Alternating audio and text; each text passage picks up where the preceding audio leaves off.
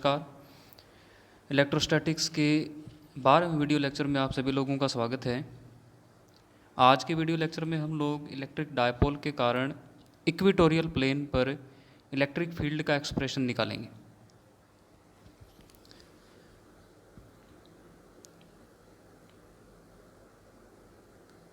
Expression of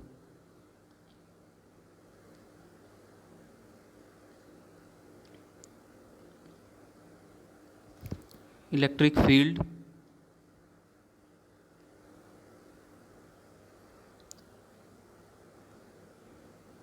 due to an electric dipole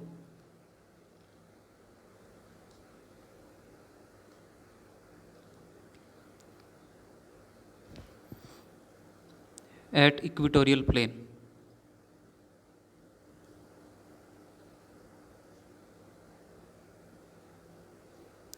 or point।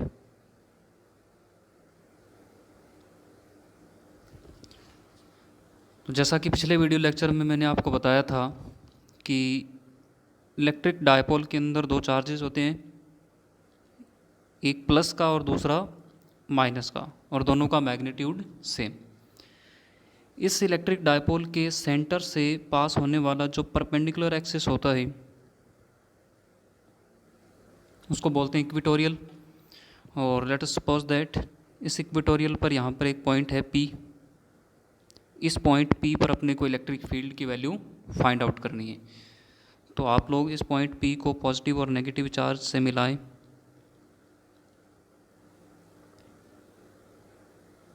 और मान लें कि ये वाला जो एंगल है ये थीटा है और सिमिलरली ये वाला एंगल भी कितना है, थीटा है। और पॉइंट P इक्वेटोरियल प्लेन पर इस इलेक्ट्रिक डायपोल के सेंटर पॉइंट O से स्मॉल r डिस्टेंस पर है। This distance is small a, this is also small a। इस पॉइंट P पर नेट इलेक्ट्रिक फील्ड की वैल्यू क्या होगी उसको कैलकुलेट अपने करना है। तो उसके लिए आप देखें कि हमारा पॉजिटिव और नेगेटिव चार्ज दोनों पॉइंट P से इक्वी डिस्टेंस पर हैं और वो डिस्टेंस है √r² plus a² by using Pythagoras theorem in right angle triangle. So इस बार हम लोग क्या करें कि पॉइंट P पर पहले यह चेक करें कि प्लस चार्ज का जो इलेक्ट्रिक फील्ड होगा उसकी डायरेक्शन कौन सी होगी और माइनस चार्ज की डायरेक्शन कौन सी होगी।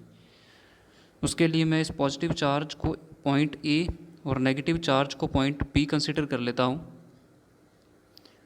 अभी यदि आप लोग देखें तो पॉइंट A पर प्लस चार्ज है, इसीलिए पॉइंट P पर इसका जो इलेक्ट्रिक फील्ड होगा वो आउटवर्ड डायरेक्शन में होगा, इस डायरेक्शन में EA vector. Similarly point B पर है वो नेगेटिव चार्ज है और नेगेटिव चार्ज का जो इलेक्ट्रिक फील्ड है वो नेगेटिव चार्ज में एंटर करता है, इसलिए EB वेक्टर की डायरेक्शन ये होगी, ये डायरेक्शन होगी EB वेक्टर की। अब आप क्या करें, नेट इलेक्ट्रिक फील्ड फाइंड करने के लिए पॉइंट P पर आप लोग EA वेक्टर और EB वेक्टर को कंपोनेंट्स के अंदर रिजॉल्व कर लें। यदि ये वाला जो पॉइंट B पर ये वाला जो एंगल है ये थीटा है तो अल्टरनेटली ये एंगल भी कितना रहना चाहिए, थीटा रहना चाहिए। और ये यदि एंगल थीटा है तो ये पैरेलल लाइन पर ये वाला जो एंगल है ये भी कितना रहेगा, थीटा रहेगा। अब आप लोग देखें कि जो हमारा EA वेक्टर है, EA वेक्टर वो इस y और इस x के अंदर लाई कर रहा है और EB वेक्टर इस x और इस y के अंदर लाई कर रहा है। तो आप इनके कंपोनेंट डिवाइड करें। EA वेक्टर के यदि कंपोनेंट हम लोग डिवाइड करें तो x की तरफ जो इसका कंपोनेंट आएगा वो आएगा EA cos थीटा, बिकॉज इसका जो थीटा एंगल है वो x एक्सिस पर फॉर्म हो रहा है तो इस तरफ EA cos थीटा। सिमिलरली जो EB वेक्टर का थीटा है वो भी x एक्सिस पर फॉर्म हो रहा है तो इस डायरेक्शन में EB का जो कंपोनेंट होगा वो भी cos का ही कंपोनेंट होगा, EB cos थीटा। और ये वाला जो परपेंडिकुलर कंपोनेंट है ये रहेगा ए साइन थीटा, और ये वाला जो परपेंडिकुलर कंपोनेंट है ये रहेगा ई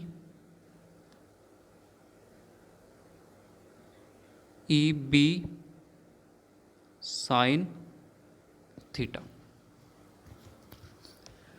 अब आप देखें कि पॉइंट पी पर ई ए और ई बी दोनों का जो मैग्नीट्यूड है वो सेम होना चाहिए। पॉइंट पी पर ई ए की वैल्यू किसके इक्वल होनी चाहिए? ई बी के, बिकॉज दोनों नेगेटिव और पॉजिटिव चार्जेस का जो मैग्नीट्यूड है वो सेम है और पॉइंट पी इन दोनों चार्जेस से इक्वी डिस्टेंस पर है। तो ई ए और ई बी का मैग्नीट्यूड सेम होगा और उसकी वैल्यू होगी K Q divided by square root R square plus A square और होल स्क्वायर। पॉइंट चार्ज के कारण जो इलेक्ट्रिक फील्ड होता है के क्यू बाई आर स्क्वायर, उसको हमने इम्प्लीमेंट करा है। तो आप देख सकते हो कि पॉइंट पी पर ई ए का और ई बी का जो मैग्नीट्यूड है वो क्या है? सेम है। तो आप इस डायग्राम की सिमेट्री से देख पाओगे कि पॉइंट पी पर जो electric field E A vector और ई बी वेक्टर के साइन थीटा कंपोनेंट हैं वो sine theta component opposite direction में है। E A sine theta plus Y axis की तरफ है और E B sine theta minus Y axis की तरफ है, और ई ए और ई बी का मैग्नीट्यूड सेम है। तो जो साइन थीटा कंपोनेंट हैं वो तो कैंसिल आउट हो जाएंगी, बट जो कॉस थीटा कंपोनेंट हैं जैसे ई ए कॉस थीटा और ई बी कॉस थीटा वो दोनों एक्स एक्सिस के अलोंग हैं। तो सेम डायरेक्शन में होने के कारण ई ए कॉस थीटा और ई बी कॉस थीटा दोनों क्या हो जाएंगे? ऐड हो जाएंगे, और ये दोनों ऐड होके नेट इलेक्ट्रिक फील्ड का एक्सप्रेशन अपने को देंगे। तो सिंपल सी बात यदि मैं कहना चाहूँ कि पॉइंट पी पर ई ए साइन थीटा और ई बी साइन थीटा जो कंपोनेंट हैं वो अपोजिट डायरेक्शन में होने के कारण कैंसिल आउट होंगे, और पॉइंट पी पर जो नेट इलेक्ट्रिक फील्ड है वो जो दोनों कॉस थीटा कंपोनेंट्स हैं उनके एडिशन के इक्वल होगा, और ई ए और ई बी की वैल्यू क्या है? सेम है। इसको आप लोग ध्यान में रखोगे। तो यहाँ हम लोग लिख सकते हैं net electric field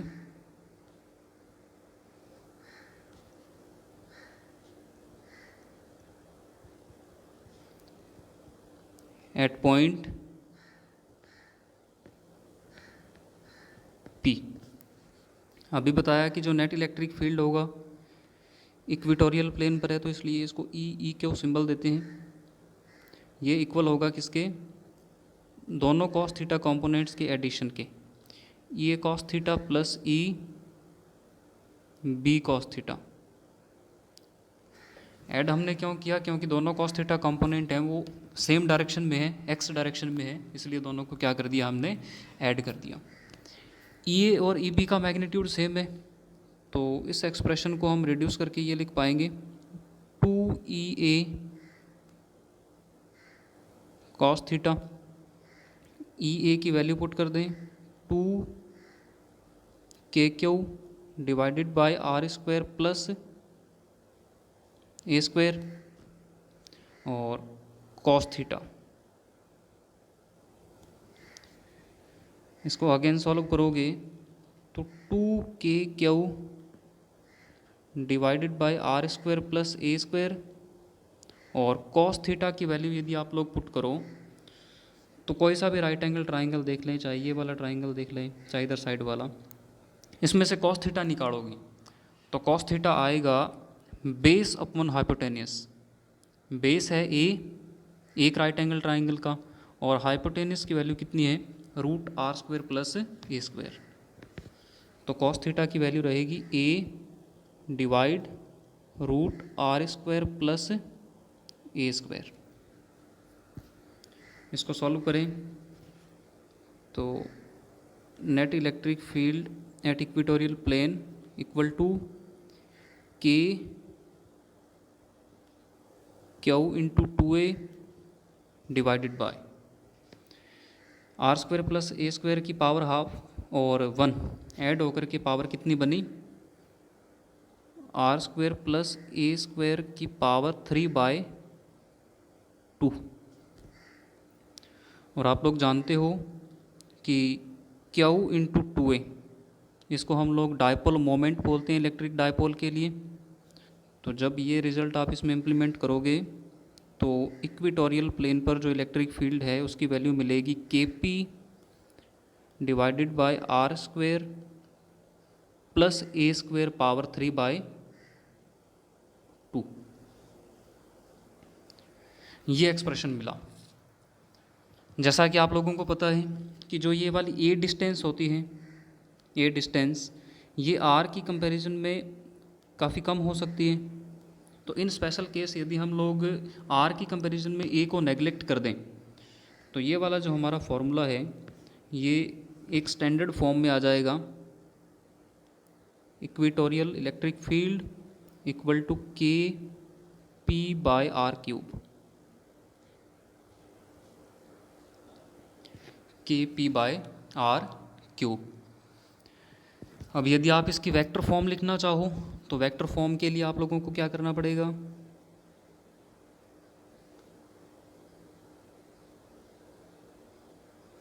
vector form EQ vector equal to KP/R³, और इधर साइड आपको यूनिट वेक्टर लगाना पड़ेगा। और यूनिट वेक्टर देखो अपने केस में क्या लगाओगे, जो नेट इलेक्ट्रिक फील्ड है उसकी डायरेक्शन क्या आएगी। हम लोगों ने नेट इलेक्ट्रिक फील्ड को निकालने के लिए दोनों कॉस थीटा कंपोनेंट्स को क्या किया, ऐड किया। और कॉस थीटा कंपोनेंट्स हैं जो वो कौन सी डायरेक्शन में थे, दोनों एक्स डायरेक्शन में थे, इसलिए नेट इलेक्ट्रिक फील्ड की डायरेक्शन भी क्या आएगी, एक्स डायरेक्शन में आएगी। और एक्स डायरेक्शन के अंदर, पॉजिटिव एक्स डायरेक्शन के अंदर जो यूनिट वेक्टर होता है उसको लिखते हैं I cap.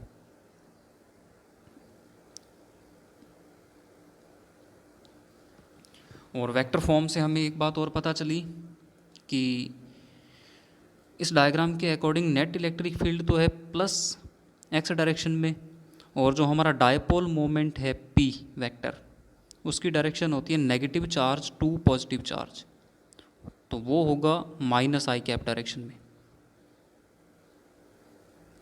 Dipole moment -x direction में और net electric field at equatorial plane plus x direction में। तो हम लोग बोल सकते हैं कि इक्वेटोरियल प्लेन पर जो नेट इलेक्ट्रिक फील्ड है वो डायपोल मोमेंट से अपोजिट डायरेक्शन में होता है। तो यहाँ लिखते हैं it is opposite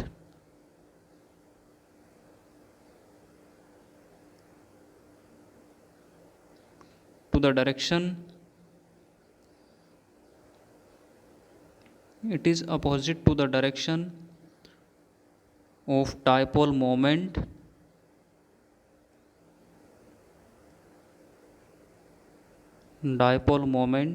P vector. Okay,